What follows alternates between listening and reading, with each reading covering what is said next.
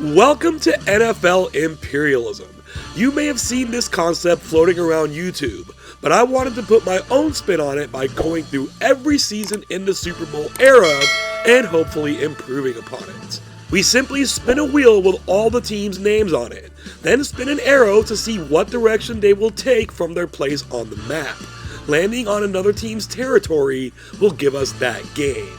For a more thorough breakdown of how imperialism works, be sure to check out the beginning of our initial video of the 1966 season. That is linked down in the description below. Beneath that is a link to the imperialism playlist consisting of all completed imperialism seasons to date. Otherwise, we are ready to start. This is imperialism extra large style.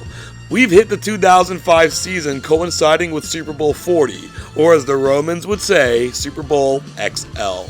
And with it, saw the return of a very familiar face at the top of the NFL mountain. As for the first time in 26 years, the Pittsburgh Steelers were Super Bowl champions. And in Super Bowl 40, they beat a team that was born during their previous run at the top, the Seattle Seahawks. The Super Bowl itself was a bit controversial, with perhaps only Super Bowl 57 rivaling it in that department. But Pittsburgh did win it by a fairly solid margin of 11 points, becoming just the third franchise to win 5 Lombardis. And it's not like they weren't a good team. They were the first 6 seed to ever win or even make a Super Bowl, and they rank out as our number 4 team overall. The Seahawks are second, but they're both looking up at the Indianapolis Colts, ranked number 1 for the second time in 3 seasons. The AFC party continues, with the Broncos at number 3, and our reigning imperialism champion San Diego Chargers at number 5. We also have here our bottom 5, who are gonna have a tough time to stand alone at the end of this.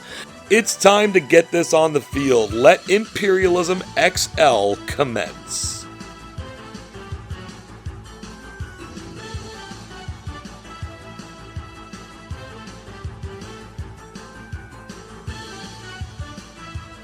Still in search of their first imperialism victory since returning to the league, the Cleveland Browns have only decided to go on the road against our number 1 ranked Indianapolis Colts.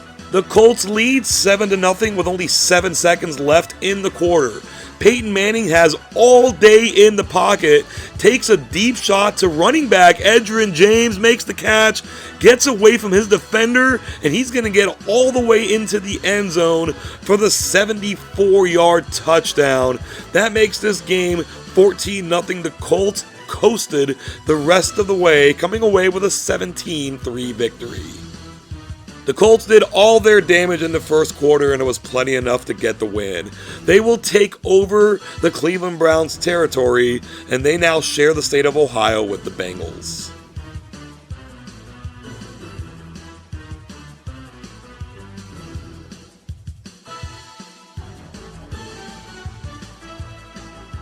The Colts are getting right back on the field, this time on the attack, going to Chicago to face the Bears. Indy find themselves trailing 17-7 in the third quarter. They cut into the lead right here. Touchdown pass goes to Dallas Clark. Now going the other way in the fourth quarter. This reverse goes to Reggie Wayne. He gets the edge and is able to beat out the defenders into the end zone. So the Colts were kind of in it here, but they've scored 2 straight touchdowns to go on to take the 21-17 lead. They'll put one more on the board before it's over, using a 21-point second half to win the game, 28-17. The Colts are our number 1 ranked team, and they've won 2 straight games, but they're looking a little shaky.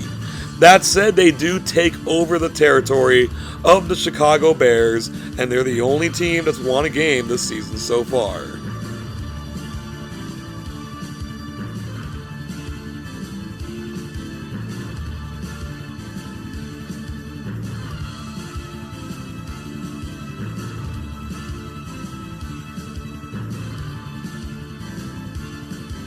Our next game is going to be in Jacksonville. The Jaguars welcome the Tampa Bay Buccaneers. The Jaguars were having lots of problems here in the first half. That is a fumble from Greg Jones. Still in the first quarter, that ball's intercepted. Now in the second quarter, another lost fumble. The Buccaneers will eventually land on this one. This is going to be an interception, Jermaine Phillips, and this one, 5 turnovers for the Jags in the first half, yet they only trail 3-0 in the third. Greg Jones will go up the middle. He of 2 lost fumbles gets a touchdown. The Jaguars have dominated this game outside of the turnovers, yet only lead 7-3. The Buccaneers are now on the doorstep. 3rd and inches, not 3rd and goal. Cadillac Williams will get this handoff, and he's stopped, and Darryl Smith will force a fumble himself. The Jags pick it up. This was a very weird game, but the Jaguars find a way to win it, 7-3. It's exceedingly rare for a team to be -4 in turnover differential and win a football game, but the Jaguars just did it.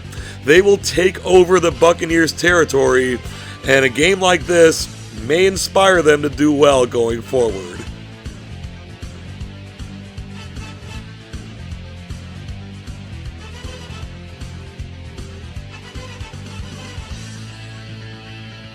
This is only the 4th game this season, but the Colts are taking the field for the 3rd time. This time it's the Rams doing the invading. Indy's driven the ball down to the Ram 31-yard line in the first quarter. The Rams bring the defense up, but Edgerrin James will take the direct snap anyway. After picking up a good block, he drags himself away from the tackler, and he's able to just make it into the end zone. The Colts are getting off to a hot start here, taking a 7-0 lead, but we all know the Rams have the offense to try to make a comeback, and they've driven it down to the Indy 12-yard line. This is going to be a reverse to Torrey Holt. He gets around the edge, spins away from a tackler, makes it into the end zone, and the Rams have now tied this game up at 7 apiece. The back and forth is going to continue. We're now in the second quarter. Indy has driven it to the Ram 33-yard line. This is play action up the middle. Peyton Manning is going to fire this to Reggie Wayne. He makes the diving catch in the end zone. Spectacular by Wayne. That's going to make this a 14-7 game. The Rams still in the second quarter. From the Indy 11-yard line, they are going to once again try to reverse the hole, but he gets held up in the backfield and stopped short of the first down, leading to a field goal. It is now 14-10 in the third quarter.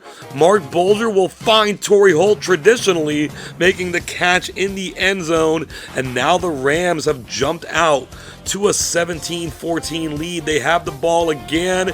We're now in the fourth quarter. They've methodically moved the ball downfield, but here Bulger's going to try Holt deep, and Jason David's going to make the interception. The Colts were kind of in trouble here, but this interception is going to put them back in a position to get themselves into the lead. They have it at their own 23-yard line. Manning drops back. He is going to fire to Reggie Wayne. He gets away from 3 different defenders, runs it down past midfield. A few plays later, the Colts are at the 20-yard line. 1:03 left in the game. He's been going to Reggie Wayne all game, but he's going to go to Marvin Harrison this time with 48 seconds left. The Colts have taken back the lead, 21-17. On the ensuing kickoff, Chris Johnson fields it inside his own 20, but he's getting a pretty decent return here. There isn't a lot of time left, but the Rams can do something. From their own 43 out of the shotgun, Mark Bulger is going to look downfield for Torrey Holt, makes the catch, gets taken down here eventually at the 20. There's going to be time for one more play. Can the Colts hold on here? This is a play action. It works. Torrey Holt will make the catch. That's a touchdown as time expires. And the Colts, who we said looked shaky earlier, have absolutely collapsed here at home. The Rams go into the territory of the number 1 team in our rankings and win this game 24-21. This does kind of line up with how real life worked during this time. The Colts trotted out great team after great team that just somehow could not get it done when it mattered. It's happened here again. The Rams will take over their territory in one of the biggest upsets in Imperialism that we've seen in quite a while.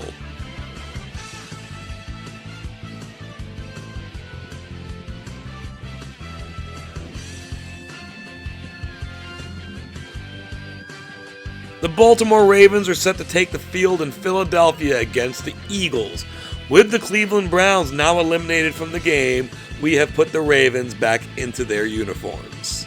The Eagles trail 7-6 in the fourth quarter, facing 3rd and 27. This pass goes to Greg Lewis. He's well short of the first down, and because it's 4th and so long, the Eagles are choosing to punt this ball away. At their own 40-yard line, they're going to be looking to get a good punt off. It almost gets blocked. It does get through. BJ Sams takes it at the 20, gets a pretty decent return out of this. The Ravens really grind down the clock, taking it down to under a minute, setting up this 42-yard field goal attempt by Matt Stover. He puts it through. We've had a spate of low-scoring games in this Imperialism, and here we get another one. The Ravens take it by a final score of 10-6. The Eagles fell off their perch from the last few seasons and weren't that good this season, and were not able to hold off the Ravens at home. Baltimore will take over their territory, and we've now eliminated 5 teams this season. For the first time, we're going to be bypassing an expansion. The wheel lands on the Chargers. We're going to get a photo finish. They'll just be sliding into the territory of the Oakland Raiders. That game is next. The Chargers have a pretty commanding lead here late in the third. It's 21-6. They're going to hand this ball off to all-world running back LaDainian Tomlinson. He takes it into the end zone. That'll extend the Charger lead to 28-6. They have little problem putting this game away. They win it 35-6. We were going to say the Chargers picked up right where they left off last season, but they won a lot of close games. This one here was a blowout. They will take over the Raiders' territory, and they have control over Southern California.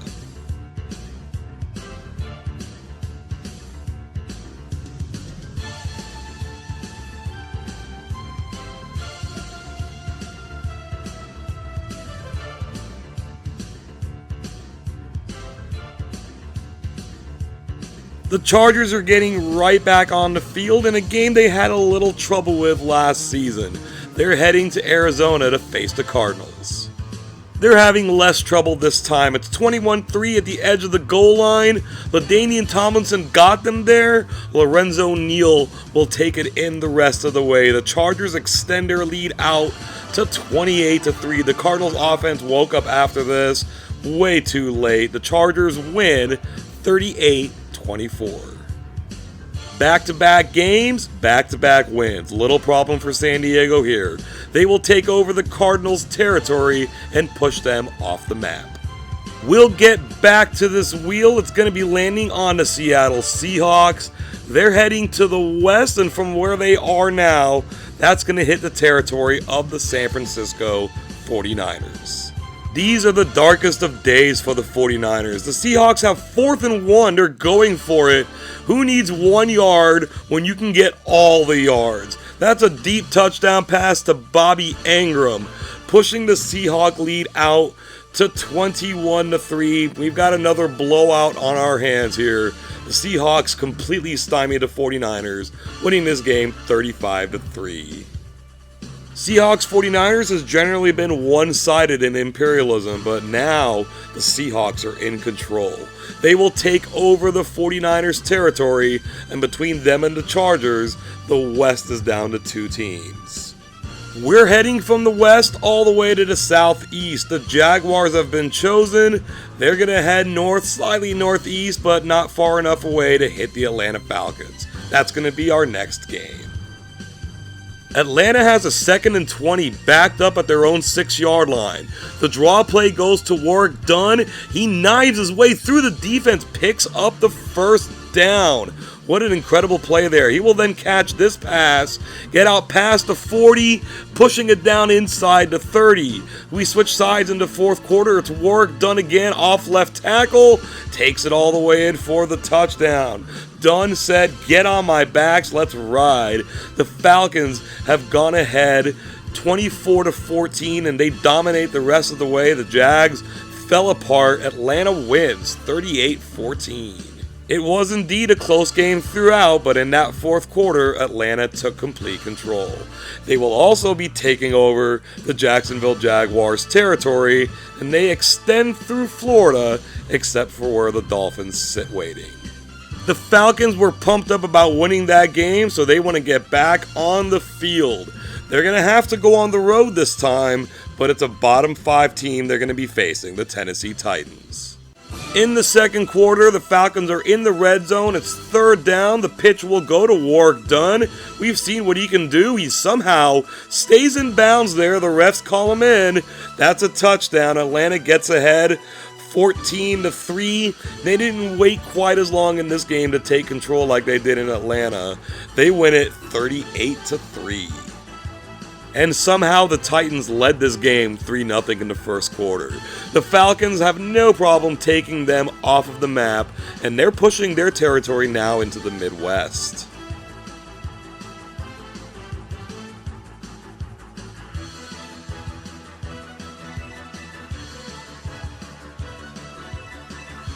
The Jets have now been drawn into the game. They're going to go to Baltimore to face the Ravens.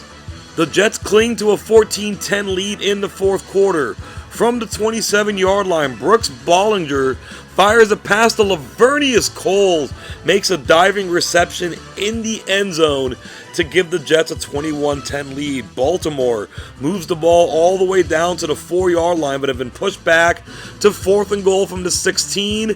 This pass attempt goes incomplete. The Ravens' comeback attempt fails, and the Jets go into Baltimore and win this game 21-10.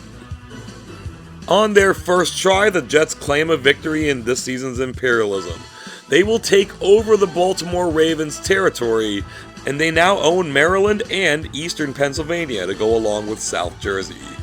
The wheel looks for new blood again and finds it in the Washington Redskins. They're heading to the Southwest, where we're getting another team on the field for the first time, the hosting Carolina Panthers. This game was a tough go for the Redskins. They trail 15-0. Carolina's on the doorstep. Jake Delhomme will find Steve Smith in the back of the end zone. We're still in the second quarter, just before the 2-minute warning. Carolina takes a 22-0 lead. Their defense really came to play in this one, a shutout in a 29-0 victory. The Redskins truly had no answer for the Panthers, who were in this season's NFC Championship game. The Panthers will take over their territory, a very small grab, but that elimination brings us down to 20 teams.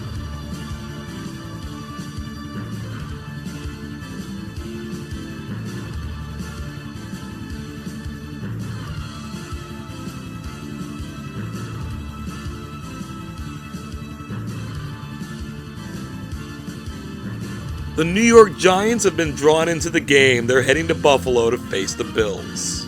Trailing by 9 in the second quarter, the Giants are trying a field goal from 42, except that Eli Manning stands up and fires a pass to Amani Toomer for a touchdown.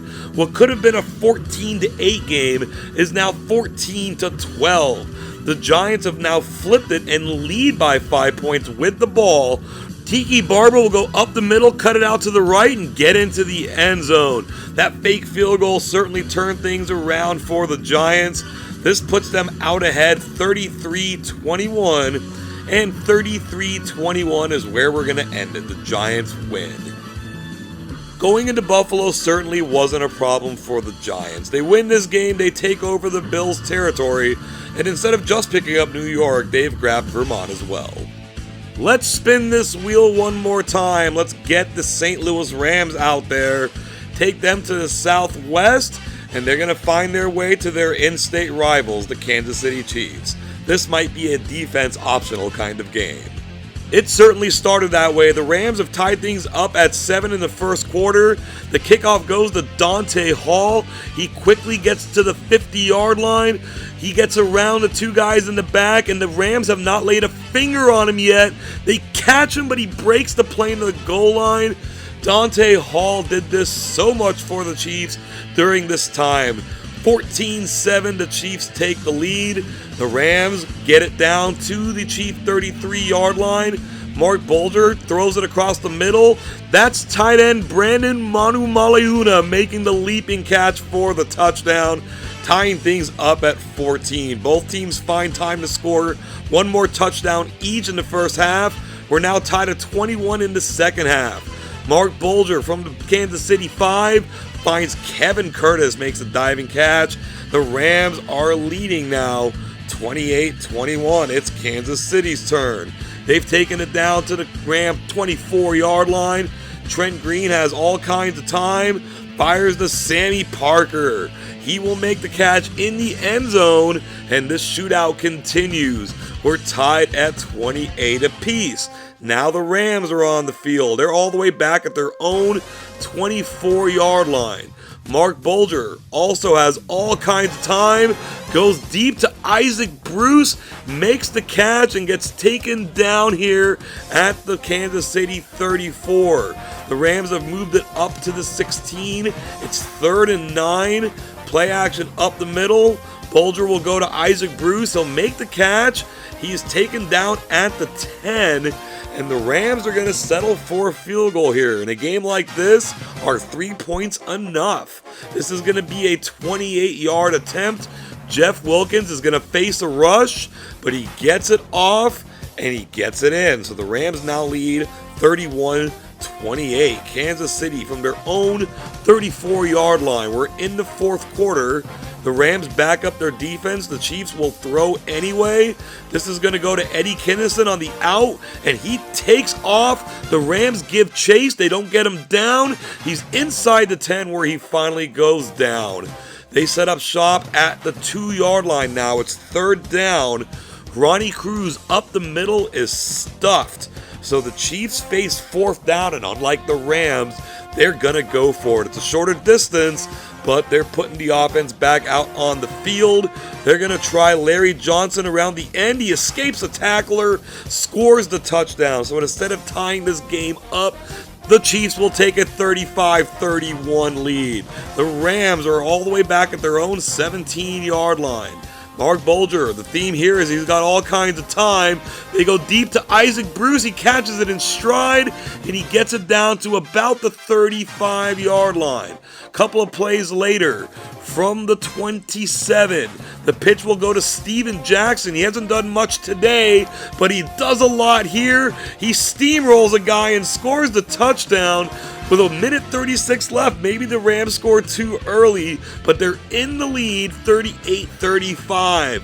The Chiefs now embark on what they hope is a game-winning or perhaps a game-tying score. The pitch goes out to Larry Johnson, picks up some good yardage, gets it down to the 43. Another Johnson run gets them a little closer. They're at the 48. Under a minute to go, play action. Trent Green looks downfield. Sammy Parker makes the catch. The Rams are giving chase, but they're not going to get him. Parker scores his 3rd touchdown of the game. This makes it 42-38 with precious little time remaining. The Rams can't do anything about it. In a game with all kinds of offense, it's the Chiefs that have the most offense, winning the game 42-38. Outside of deciding to kick that field goal instead of going for the touchdown, there probably wasn't too much more the Rams could do in this one. The Chiefs offense wins this game. They take over the Rams territory, and it's fair to wonder how much they've got left in the tank after this one.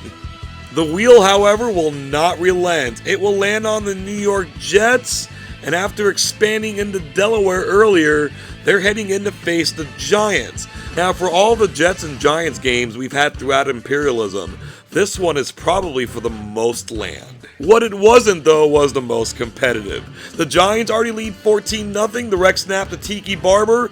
He shimmies his way through the center of the defense, gets his way into the end zone. Touchdown Giants just inside the 2-minute warning. That gives them a 21-0 lead. They're able to coast the rest of the way, taking care of business 34-10. The Jets weren't very good this season. They did well to win a game. They did not win another. The Giants will take over their territory, and we've seen here lately in Imperialism that the Giants are able to win a couple of games. What else do they have left in them?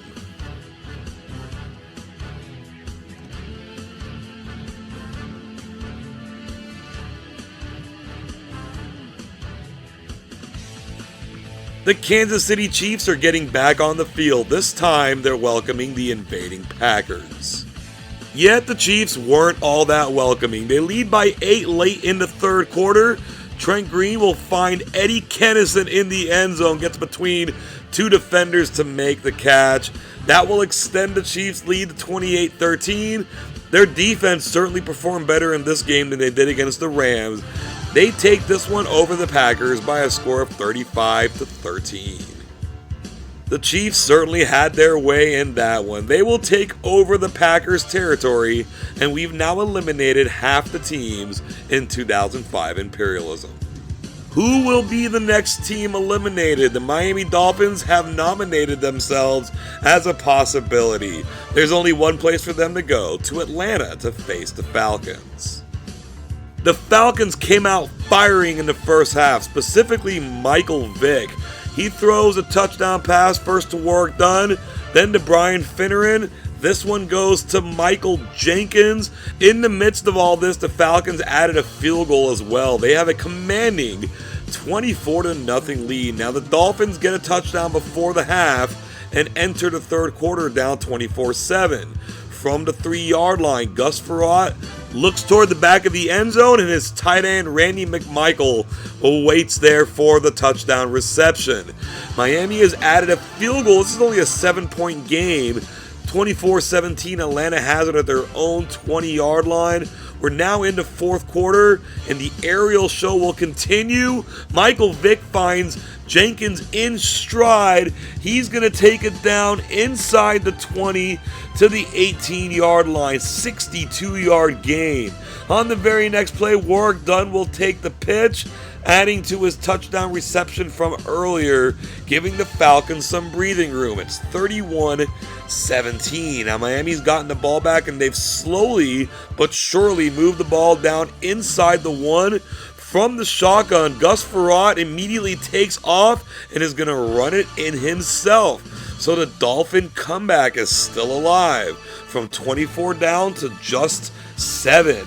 They're going to need the onside kick here, though. Under a minute and a half to go. The Falcons will land on it. Todd McClure, offensive lineman, actually gets a decent return out of it. The Falcons kill out the rest of the clock. They miss a field goal and a chance to win by double digits, but they take it 31-24.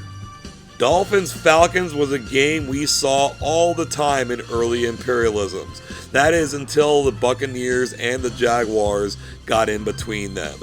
The Dolphins used to dominate, but the Falcons get this one. They take over Miami's territory, and they've closed out the rest of Florida.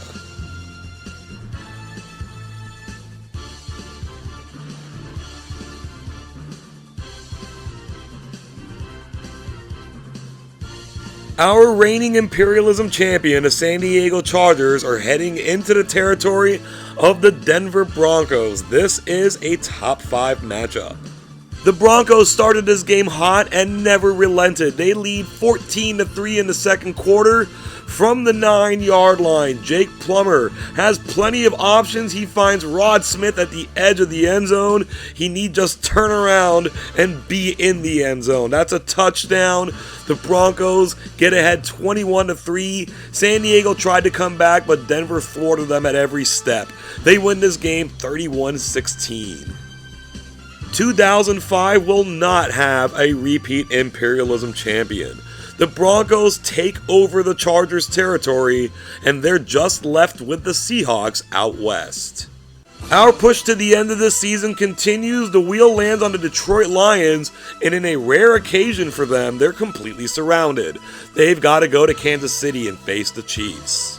KC leads 10-0 in the third. Larry Johnson takes this direct snap, gets through the Lions defense and scores the touchdown, putting them up 17-0. The Chiefs offense wasn't nearly as explosive as they are in other games, but their defense came to play. They held the Lions to 18 net passing yards, winning the game 31-0.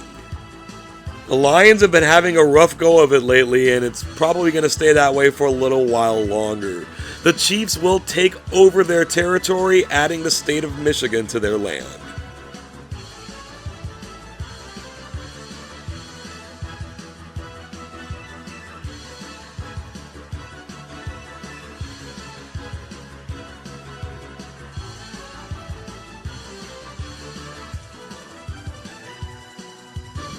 We're getting the Dallas Cowboys on the field for the first time, but the bad news for them is they've got to go to Denver. The Broncos take their opening drive right down the field. The Cowboys try to pressure, it doesn't work. Jeb Putzier makes the catch in the middle of the field and strolls into the end zone. The Broncos jump out to a 7-0 lead. Not much else to see here. Dallas couldn't put up a fight, turned the ball over 5 times. The Broncos win 42-10. Denver had a big task to beat San Diego, not so for Dallas.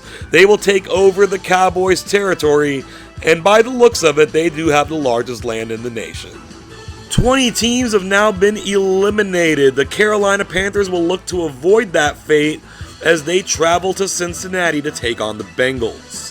It's not starting off great for the Panthers. From the 5-yard line, Rudy Johnson takes a direct snap, gets into the end zone for the touchdown. Rod Smart, remember him? He hate me. Takes the next kickoff, but he hates holding on to the football. It's jarred loose.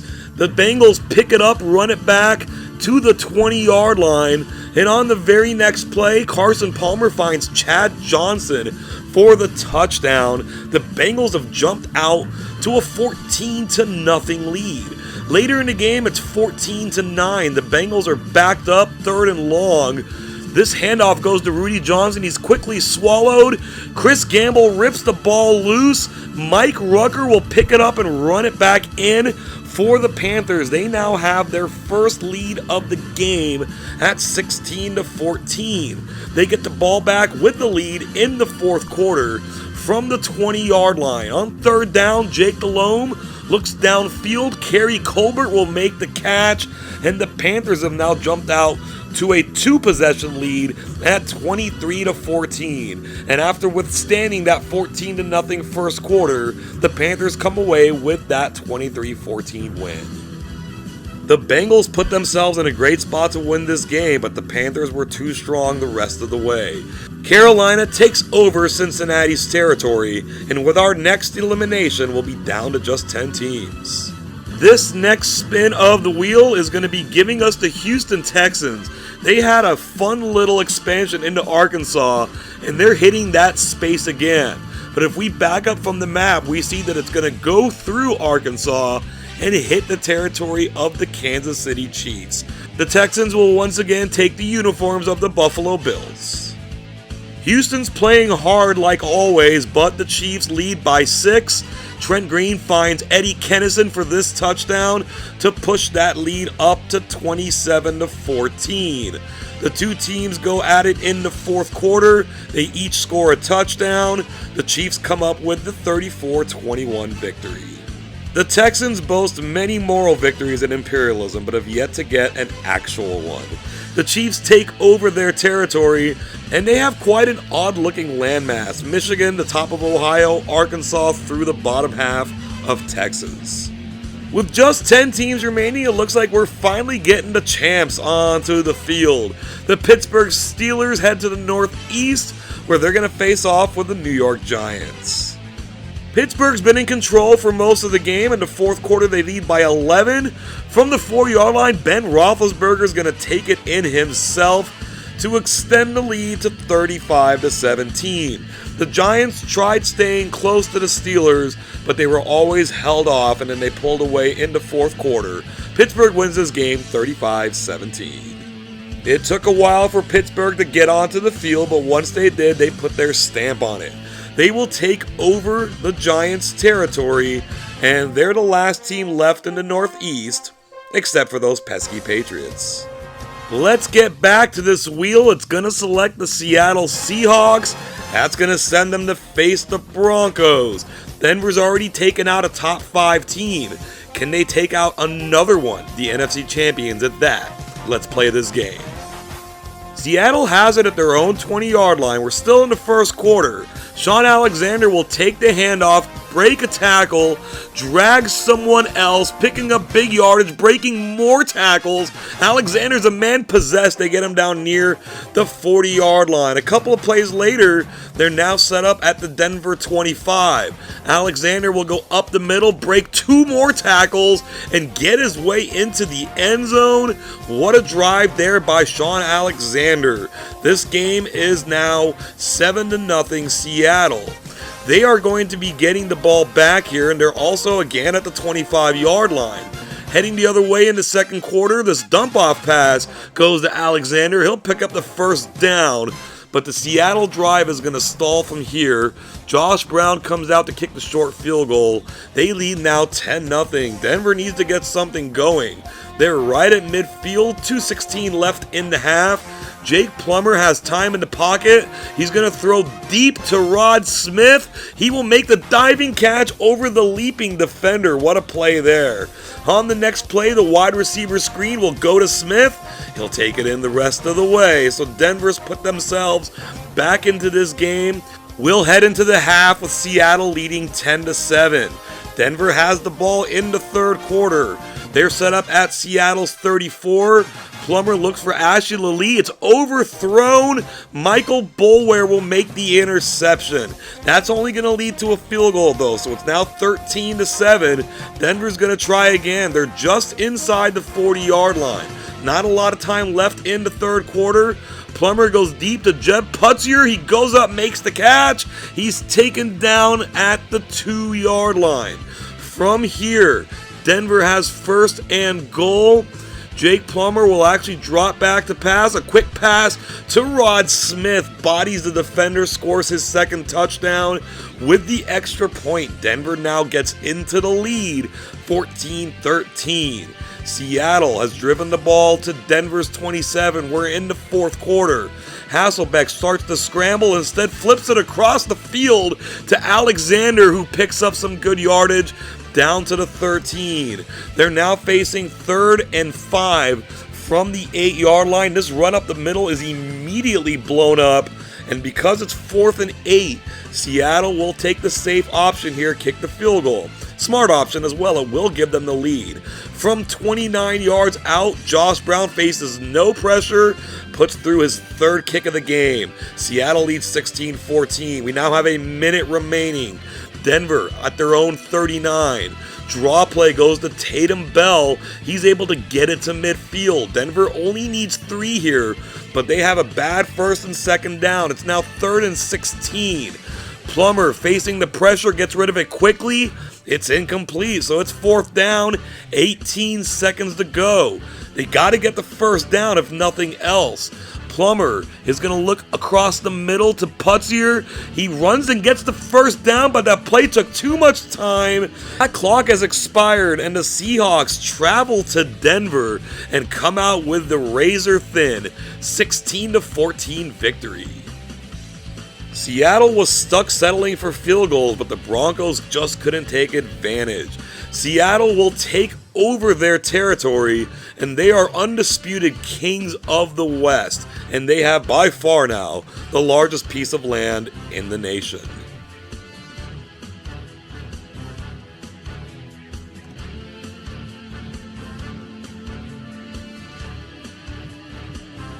Our entire bottom 5 has been eliminated except the bottom of our bottom 5, the New Orleans Saints. They now have to travel to Kansas City and face the red-hot Chiefs. The Saints acquitted themselves well in this game, staying level and only being down by 3 entering the 4th. But here the Chiefs have taken over. This touchdown pass goes to Tony Gonzalez. That will extend the Chief lead very late in the game to 38-21. Clearly not enough time for New Orleans to do anything about it. 38-21 is our final score. The Saints played this game like the Giants played the Steelers. They hung tight, but couldn't get it done. The Chiefs will take over their territory, and their land continues to slice right through the middle of the country.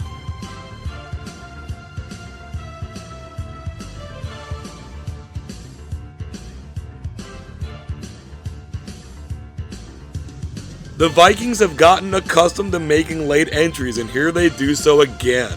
But they're heading to Kansas City to face the Chiefs. In the third quarter, the Chiefs trail by 7 and are forced to punt. Dustin Colquitt gets it off to Mewelde Moore. He receives it at the 6, but promptly fumbles. That ball is bouncing around. Kansas City recovers and turns this game completely around. That's Tony Gonzalez on top of that, running it back, tying this game up at 14 apiece. The momentum stays with the Chiefs. With precious little time left in the third, Trent Green throws the touchdown pass to Dante Hall. So Gonzalez scores on special teams. Hall scores on offense. Kansas City goes up 21-14. They tack on a field goal, use a big second half to win this game, 24-14. This is the 6th victory for the Chiefs this season, and they've accomplished all of them at home.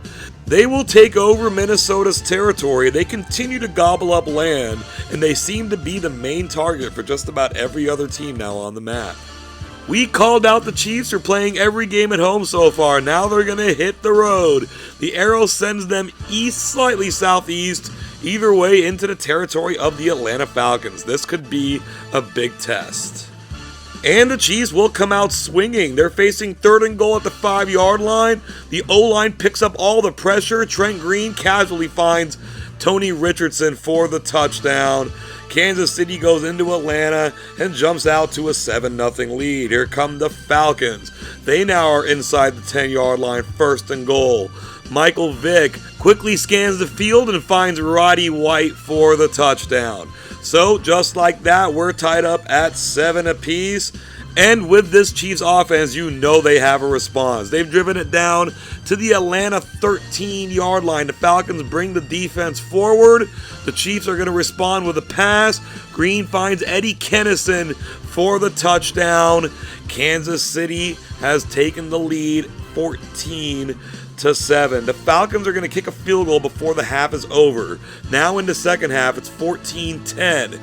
Atlanta's on the Kansas City 21. The draw play goes to TJ Duckett. He has the first down in sight, but he's not going to get it. And here on 4th and 2 in a 4-point game, there's still a lot of time left.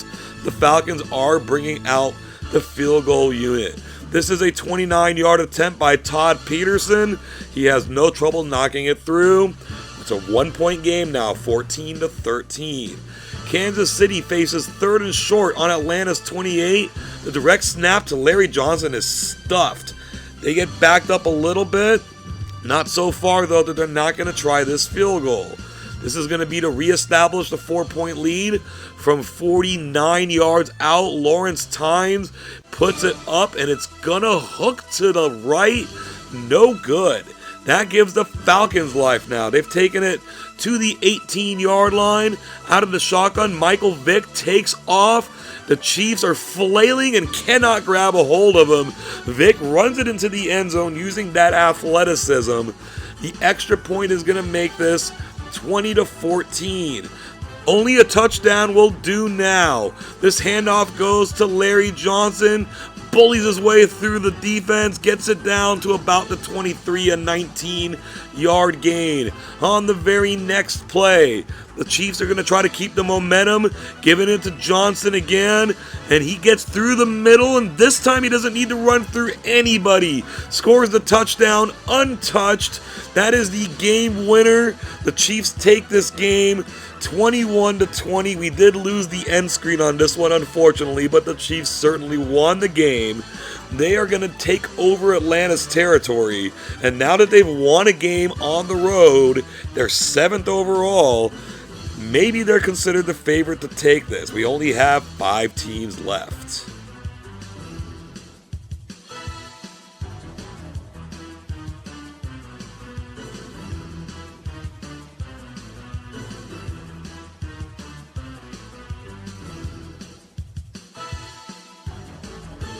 And now with only 5 teams remaining, it's only natural that the Patriots decide to join the game. But they're heading west into the territory of the Super Bowl champion Pittsburgh Steelers. Pittsburgh's defense has been running this game. They lead 14-3. Tommy Maddox is in for the injured Ben Roethlisberger. It's of little consequence though. He's going to find Hines Ward in the end zone. Touchdown Pittsburgh. They have a commanding 21-3 lead. The Patriots are only able to pull back a field goal, and then Pittsburgh gets that field goal right back. A fairly convincing victory here, 24-6. Pittsburgh wins. And with that victory, the Steelers will take over the Patriots' territory. We're down to our final 4, 3 of whom were in the real Final Four of the 2005 season. The Chiefs were not, but they were a 10-6 team that happened to miss the playoffs. We're set up to get a pretty solid Imperialism champion this year.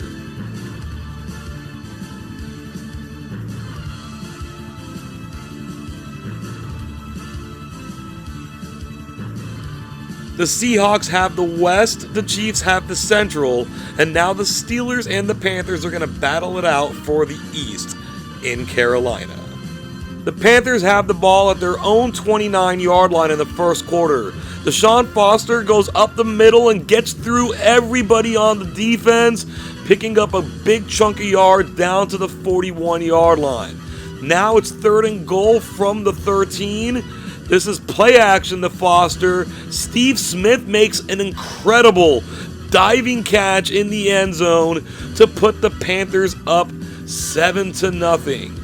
They have the ball again moving in the second quarter. It's 3rd and 13 from just outside field goal range. Steven Davis goes up the middle, gets more than that, gets a first down, drags a tackler, and gets all the way in for a touchdown. The Steelers' defense appears to be vulnerable up the middle in this game. Carolina jumps out 14-0. The Steelers are going to have a chance here to get on the board before the half. This is play action. Roethlisberger gets rid of it to Antoine Randall L. He makes the catch in the end zone. The Steelers have life. They narrow the lead from 14-0 to 14-7. We're now in the third quarter. Carolina, from their own 27-yard line, Steve Smith gets out past midfield, runs it down, breaks a tackle. He has a chance to take this all the way in. Taken down at the 11-yard line. 3rd and 17 now. Jake Delhomme, play action, looks for Kerry Colbert. It's intercepted in the end zone by Chris Hope. That ends the Carolina threat and potentially begins one for Pittsburgh. They've moved it to about the 44-yard line. The Panthers are showing blitz here. The snap is off. The line holds up. Roethlisberger goes deep to Hines Ward, makes the catch, racing toward the end zone. The Panthers will not catch him. Carolina had a chance to put some distance between them and the Steelers. Instead, we're all tied up at 14 apiece. Now Carolina's moved it down to the Pittsburgh 40-yard line.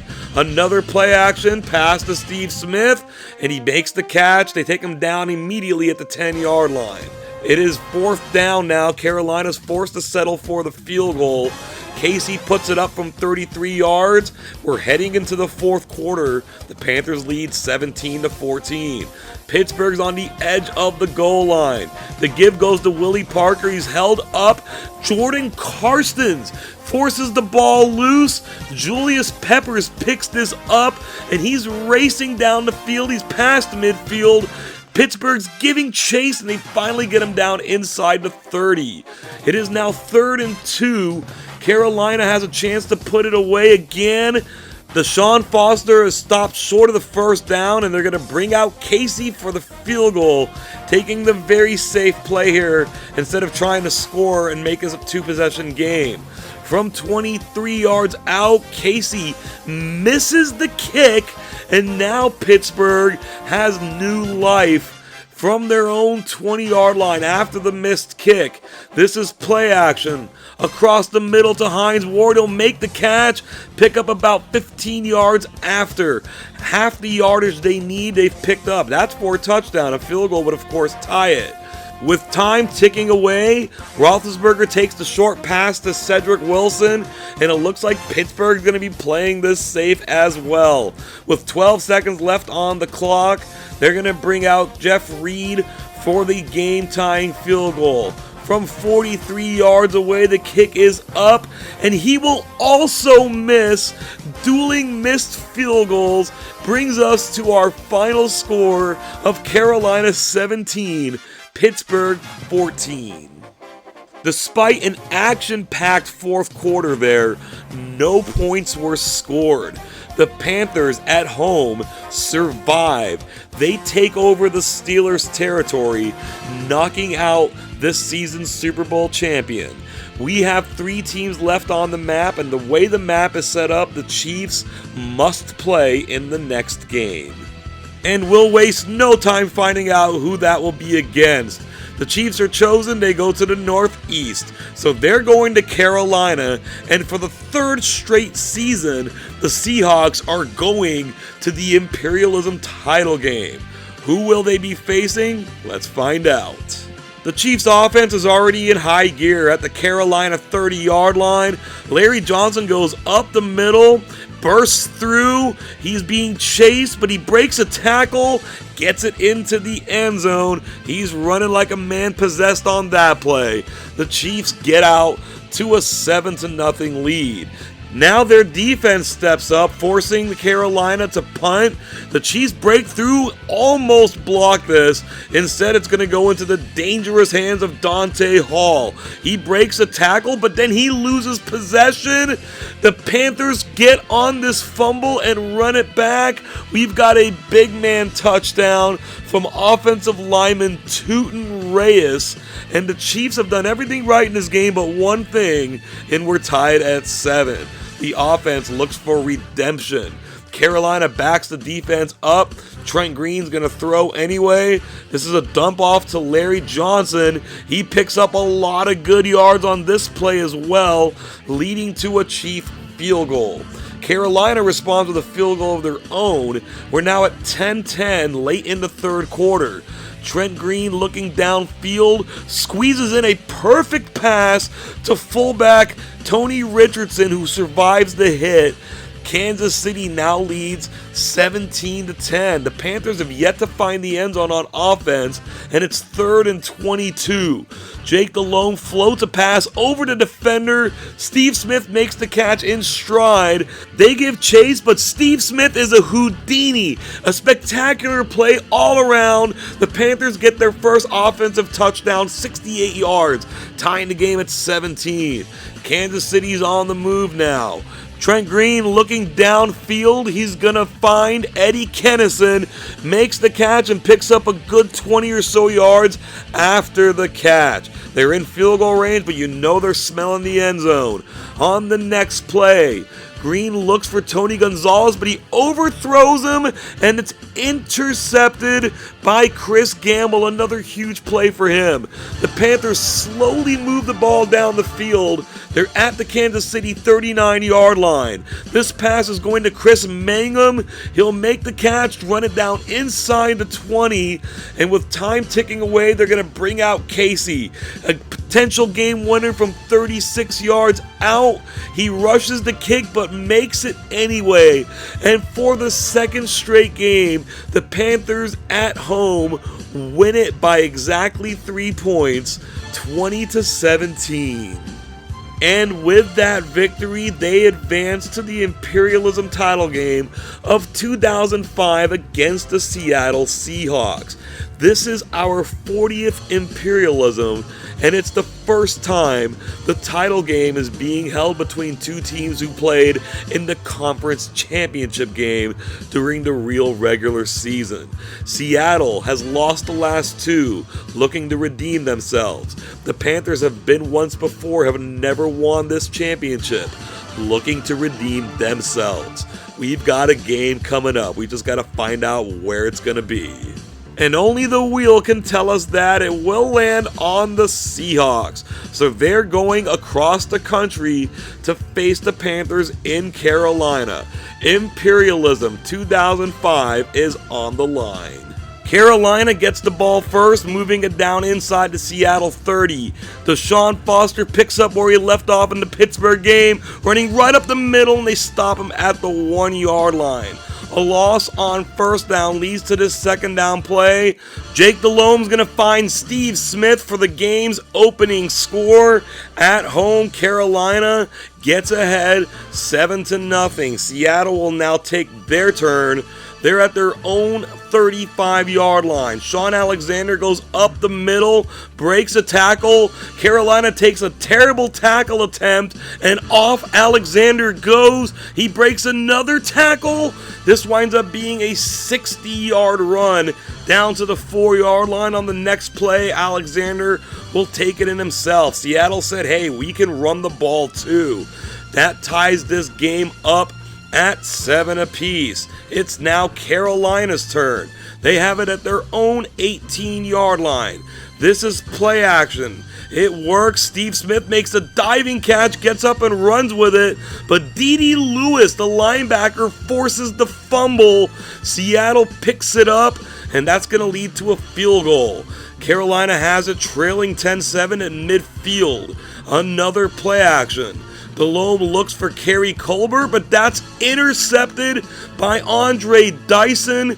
Gets it out to the 30-yard line. Seattle got a field goal on the last takeaway. They're looking for more on this one. They've got it down to the 1 yard line. Hasselbeck drops back, finds Bobby Ingram alone in the end zone. The Seahawks now lead 17-7. They add a field goal before the half, so it's 20-7 in the third quarter. They have the ball again at the Carolina 35. The play action, Deshaun Alexander works because he's running the ball so well. Bobby Ingram gets it down to the 9. But once again, Carolina's defense is going to force the field goal attempt. Josh Brown from 26 will make it, and all these field goals Carolina are forcing is keeping them in this game. Now they've got it first and goal at the 8-yard line. This is a reverse to Steve Smith. He's able to maneuver his way into the end zone. So there's still some light left for Carolina. They will kick the extra point, remain down by 9 points. Carolina's going to need this onside kick. It gets laid down, but it's Bobby Ingram who recovers it. The Seahawks are now going to turn to Sean Alexander to run this clock down. He may have other ideas, though. He escapes a couple of tackle attempts, drags a dude all the way into the end zone. An exclamation point in this championship game. The Seahawks get ahead 30-14. They go into Carolina and win this game by that same score, 30-14. They reached this game in 2003 and lost. They reached this game in 2004 and lost. They get back in 2005, but this time they win it. And the 2005 Imperialism champions are the Seattle Seahawks. The Pittsburgh Steelers broke their 26-year Super Bowl drought in 2005 and captured their 5th Lombardi trophy. But Imperialism hasn't been nearly as kind, as they've taken down this title only one time. Instead, it was their opponents in Super Bowl 40, the Seattle Seahawks, who overcame that Super Bowl loss to win it all. And for Seattle, this is sweet redemption, having lost the title game in both 2003 and 2004, only to win the title in the season where they were title game losers in real life. For their opponents, the Carolina Panthers, they join up with the New Orleans Saints as the only team with multiple Imperialism title game losses without notching a victory. Under coach Mike Holmgren, this Seahawks team was built on offense, especially their powerful rushing attack, spearheaded by 2005 league MVP Shaun Alexander. And Alexander is certainly talented and had himself a great season, but he was greatly aided by this stellar offensive line, with the Hall of Fame left side of Walter Jones and Steve Hutchinson. No such Hall of Famers to be found on the defensive side, but they made enough big plays throughout their run from the unheralded types, such as linebacker D.D. Lewis, safety Michael Boulware, and nickelback Andre Dyson. High-scoring games were scarce early on, but they started to pick up, as did closer games. The Rams put up 38 points on the Chiefs, yet they still found a way to lose that game, setting an unfortunate imperialism record for most points scored in a losing effort. Closer games came back in the second half of games, especially those involving the Panthers, winning 3 games by 15 total points, including back-to-back 3-pointers to get into the title game. Seattle gave themselves some breathing room in that one, taking it down by 16 points. That was among 3 wins by the Hawks, not the most, but still placing them on top of these standings. It was the Chiefs who claimed 7 victories, the first 6 at home, that had the most wins, with the runner-up Panthers notching 4. The Falcons were the only other team with more than 2. The overall standings see a closing of the gap at the very top. Minnesota, San Francisco, and Dallas still remain at the top, but the Rams and the Packers are inching closer. Only 2 teams, the Jets and the Cardinals, sit at 20 games or more under 500. Thank you so much for joining us on our 40th imperialism journey. We've still got a few more to go until we're at the current day. In the meantime, if you wouldn't mind liking the video, sharing the video, and subscribing to the channel if you haven't done so already, that would be greatly appreciated. We take one last look at the Seattle Seahawks takeover of the United States of America. This is their second title, joining with the one they won in 1986. They haven't won a lot over the years, but when they do, they make it count. We'll be presenting 2006 Imperialism in the coming days. I hope you will join us for that one as well. Until next time, thank you again, and I hope you have an awesome day.